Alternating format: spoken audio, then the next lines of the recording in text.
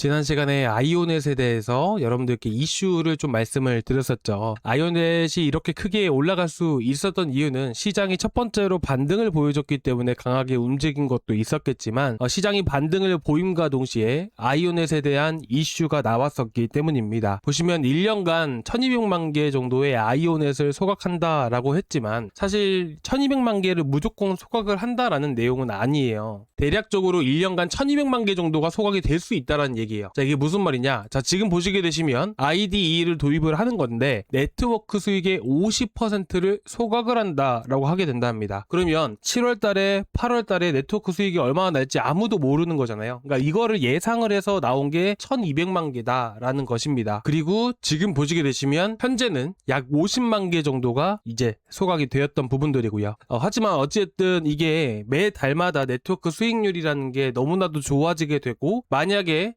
이제 더 많은 이런 수익을 냈다고 했을 때는 소각량이 많아짐에 따라서 중장기적으로도 분명히 큰 의미가 있을 수 있다라고 생각을 해요. 근데 여러분들도 보시면 아시겠지만 매 분기별로 몇만 개 정도가 나오죠. 바로 신규 발행량이 약 800만 개 정도가 됩니다. 지금 이번 달에만 소각이 됐던 게 50만 개 수준이에요. 근데 매 분기별로 800만 개 정도면 어느 정도 현재 시장의 기대감이라는 게 분명히 있는 것인데 그만큼의 충족을 하지 못한다라고 했을 때는 아이오넷 같은 경우는 중장기적으로 가져가기에는 분명히 무리가 있다라고 생각을 합니다. 자, 그리고 지금 이렇게 이더리움이라든지 주요 메이저 코인들이 반등이 나오다 보니까 이런 알트코인들도 다시 한 번 더 반등을 보여주고 있는 건 아무래도 정말 긍정적인 사실입니다. 근데 이게 지금 당장에 다시 한 번 더 지지라인 깨면서 하락을 해버린다라면 어떻게 될까요? 아이오넷도 당연히 영향을 미칠 수밖에 없어요. 그래서 저는 여러분들이 아이오넷은 단기적으로 대응을 하시는 편이 좋다라고 말씀을 드리고 싶고요. 그리고 지금 보시게 되시면 자, 시장에 영향을 많이 받는다라는 것을 우리가 어떻게 할 수 있냐면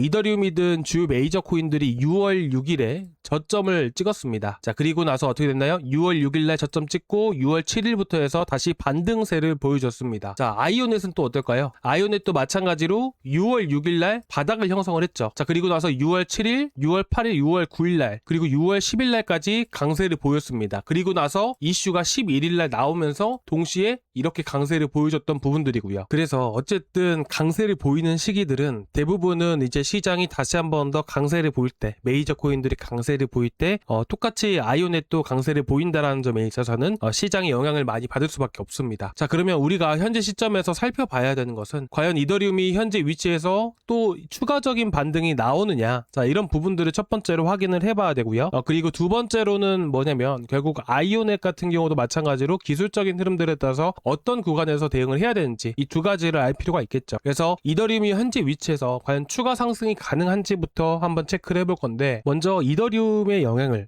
이더리움뿐만 아니라 비트코인이든 전체 시장에 영향을 미칠 수 있을 만한 이번 주 이슈는 이제 목요일날 발표하게 될 개인 소비 지출 물가지수 PCE가 발표가 됩니다. 근데 이거 말씀드리기 앞서서 일단 먼저 말씀드리고 싶은 것은 일단은 물가 지표는 어쨌든 시장에 영향을 되게 많이 미치잖아요. 근데 최근 들어서 시장에 가장 많은 영향을 미치는 게 사실 물가 지표보다는 고용 지표가 훨씬 더 강합니다. 그래서 7월 초에 나오게 될 고용 지표가 상당히 많은 영향을 미칠 가능성이 높다라고 생각을 해요. 물론 목요일날 나올 PCE도 정말 중요한 부분인 건 맞지만 일단 전쟁이라는 게 사그라들기 시작을 했었고, 그리고 마찬가지로 유가마저도 지금 물가가 이렇게 올라간 것은 유가가 100% 넘게 올라왔기 때문에 물가도 덩달아서 강세를 보였던 부분이잖아요. 그러니까 전쟁에 대한 부분들이 어느 정도는 해소가 되고 있는 시점이기 때문에 현재는 고용 지표가 상당히 더 중요하다라고 말씀을 드리고 싶고요. 일단은 PC 개인 소비 지출 물가 지수가 좋게 나오든 안 좋게 나오든 유가는 현재 계속해서 급락을 보여주고 있는 상황입니다. 그래서 어쨌든 최근 시장에 대한 전체적인 흐름대로 봤을 때는 한 번 더 움직일 가능성이 높다라고 저는 여러분들께 말씀을 드리고 싶습니다. 자, 그에 따라서 아이오넷이 현재 위치에서 신고가 영역을 뚫고 올라간다라고 했을 땐 더 많이 올라갈 수도 있는 부분이지만 어쨌든 앞으로 시장에 어떤 변수가 생길지 모르는 부분이기 때문에 대응하는 방법을 어떻게 가져가야 될지, 자, 이거부터 먼저 말씀을 드리겠습니다. 이거부터 먼저 말씀을 드릴 건데, 자, 대표적으로 아이오넷 같은 경우에는 어때요?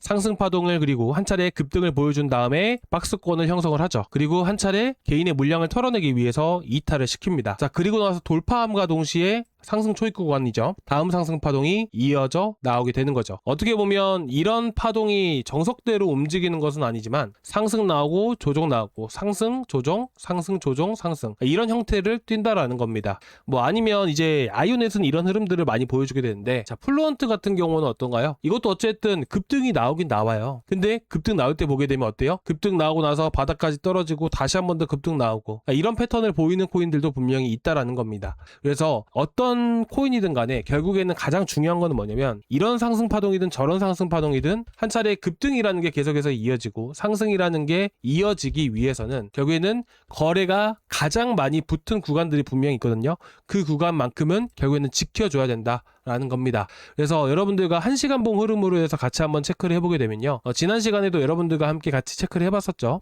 이 바닥 구간에서 거래가 강력하게 터졌던 구간들, 자, 요 구간들, 그쵸? 자, 언제예요? 6월 9일날 오후 4시, 그쵸? 그리고 나서 6월 9일날 오후 7시 정도가 되는 겁니다. 그러면 현재 이 빨간 색깔 선을 제가 검은 색깔 선으로 바꿔볼게요. 이 검은 색깔 선이 반드시 추가적인 상승세를 보이기 전에 반드시 지켜줘야 되는 강한 지지 라인이구나 라고 보시면 됩니다. 자, 그쵸? 그리고 와서 여기를 지지를 해주면서 급등을 한 차례 보여줬다가 지지를 해주면서 그 다음에 상승세를 보여주게 되는 것이죠. 자, 그리고 나서 자 보시게 되시면 또 어디서부터 거래가 많이 실리기 시작해요? 바로 상승 초입구 구간들, 다음 상승 파동이 나오는 초입구 구간들, 바로 270원 위치예요. 4시간 봉으로 보게 된다면 현재 위치에서 자 보시면 검은 색깔 선만 보시면 됩니다. 235원 270원 자리입니다. 그죠? 그리고 나서 또 급등을 보여주게 됩니다. 자, 그 급등을 보여줬던 시가 구간이 대략 290원 위치예요. 결국에는 현재 1시간 봉 기준으로 보시더라도 현재 위치에서 보셨을 때 박스권 안에서 횡보하는 흐름들이 나와주고 있는데, 이 자리를 지켜줘야지만 다시 한 번 더 강세를 보일 가능성이 매우 높다라고 여러분들이 보시면 됩니다. 자, 여러분들이 이제 아이오넷을 들고 계신 분들은 이제 대응을 어떻게 하는지 보려고 영상을 보시겠지만, 제가 한 가지 더 여러분들께 팁을 드리면요, 지난 아이오넷 영상을 통해서 여러분들께 타점을 잡아 드렸을 때 어느 구간에서 하시는 게 좋다라고 했죠? 바로 270원 라인을 기준으로 했을 때 매수하시는 게 좋다라고 말씀을 드렸잖아요. 이 구간에 말씀을 드렸던 이유가 뭐냐면, 바로 보시다시피 항상 급등하기 전에는 개인의 물량을 털어냅니다. 털어내고 나서 어떻게 돼요? 다시 한 번 더 올라탄 순간부터 해서 거래가 갑자기 나오죠. 거래가 갑자기 터지기 시작을 합니다. 자, 그리고 나서 급등이 한 차례 더 나오게 돼요. 아시겠죠?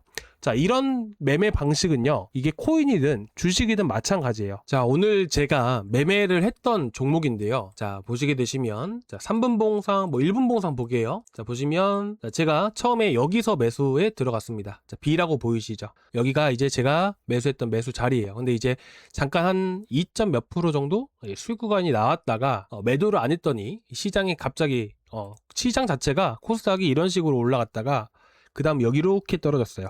근데 어쨌든 시장 자체에 대한 이슈는 딱 하나밖에 없었습니다. ADR 상장, 그렇죠?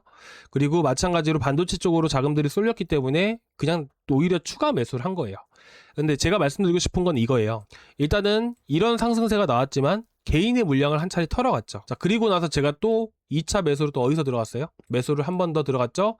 요 자리에서 들어갔던 거예요. 자, 이 자리가 어디예요? 물량 한번 털어내고 나서 어디예요? 다시 한 번 더 올라선 시점들, 그리고 나서 또 분할 매도 해갔죠. 그러니까 이런 식으로 보시면 되세요. 코인도 마찬가지고 주식도 마찬가지로 이런 매매 방법들은 다 통합니다. 마찬가지로 그래서 여러분들께 영상에서도 어느 구간에서 물량 한 차례 털어냈으니까 요 자리에서 잡아드렸던 겁니다. 그쵸? 이런 식으로 보시면 되세요. 자, 뭐 쓸데없는 말을 좀 하긴 했는데, 그러니까 매매 방법에 대해서 간단한 팁을 드린 겁니다. 자세한 내용들은 제가 구독자방에 말씀드리고 있기 때문에 구독자방 꼭 체크하고 보시기 바라고, 구독자방은 저기 댓글에 보시면 링크가 하나 있어요. 그 링크를 타고 들어오시면 되시고요.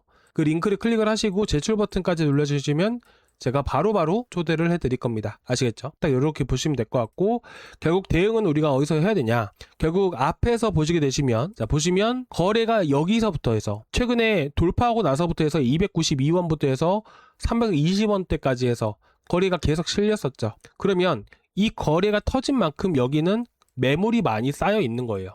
엄청난 매물이 여기에 있는 거죠. 그럼 만약에 지지라인을 깨면 어떻게 돼요? 투매가 발생을 합니다. 왜 투매가 발생돼요? 이만큼의 매물이 여기 있기 때문에 손절 매물이라는 게 분명히 나올 수밖에 없는 거예요. 그래서 여러분들이 대응을 하실 때는 292원만 보시면 되실 것 같고요. 그리고 현재 일봉상 흐름으로 봤을 때 신고가 영역까지 돌파를 하잖아요. 그러면 위쪽에 어디까지 올라갈지는 아무도 모르는 부분이다 보니까 올라가면 올라갈수록 계속해서 저항을 맞아요. 분할 매도하는, 그러니까 차익 매물들이 분명히 나올 수밖에 없어요. 그렇기 때문에 현재 다시 한 번 더 올라갔을 때 330원 이상에서 여러분들이 일시적으로 이제 한번 올라가면 이제 정리해 나가시는 걸 여러분들께 권유를 해드리고 싶습니다. 그리고 제가 목표가를 정확하게 잡아드리지 않는 이유는 뭐냐면 여기 위로 올라가게 되면 분봉을 계속해서 흐름을 봐야 돼요. 돈이 계속 들어온지를 계속 체크를 해봐야 된단 말이에요. 그렇기 때문에 제가 잡아드리지 못한 겁니다. 어디까지 올라갈지는 실시간으로 봐야 알 수가 있는 부분이라서요. 그래서 어쨌든 저도 영상에서 이렇게 나갔던 부분들 270원짜리 나갔었잖아요. 그래서 현재 일시적으로 이제 올라가게 되면서 절반 정도 매도는 잡아드렸는데 나머지 물량들은 또 똑같이 290원대에서 대응을 할 거고요. 그리고 추가적인 급등이 나왔을 때 시장 흐름들 보면서 여러분들이 또 어디서 대응을 하면 좋을지 실시간으로는 구독자방에서 목표가는 잡아드리고 있으니까 이 점만 좀 양해 좀 부탁드리도록 하겠습니다. 자, 이것도 마찬가지로 또 타점을 잡는다라고 했을 때는 제가 항상 말씀드리잖아요. 물량을 털어내야 됩니다. 보통은 이런 급등할 때 따라 붙으신 분들은 여기 구간에서 이렇게 올라가길 기대를 하고 있어요. 근데 만약에 이런 라인들을 또 이탈을 시켜버리잖아요. 그러면 여기서부터 이제 선줄 매물들이 또 나와요. 그리고 나서 만약에 기다려줬다가 다시 올라온다? 그러면 얘는 한 번 더 움직일 가능성이 높다라는 겁니다. 마찬가지입니다. 이렇게 딱 선 그어 놓으시고 여기 자리들 다시 회복해 주잖아요. 이런 자리에서 매수에 또 들어가는 겁니다. 아시겠죠? 또 궁금하신 거 있으시면 언제든지 말씀해 주시고 다음 시간에 또 뵙도록 하겠습니다. 감사합니다.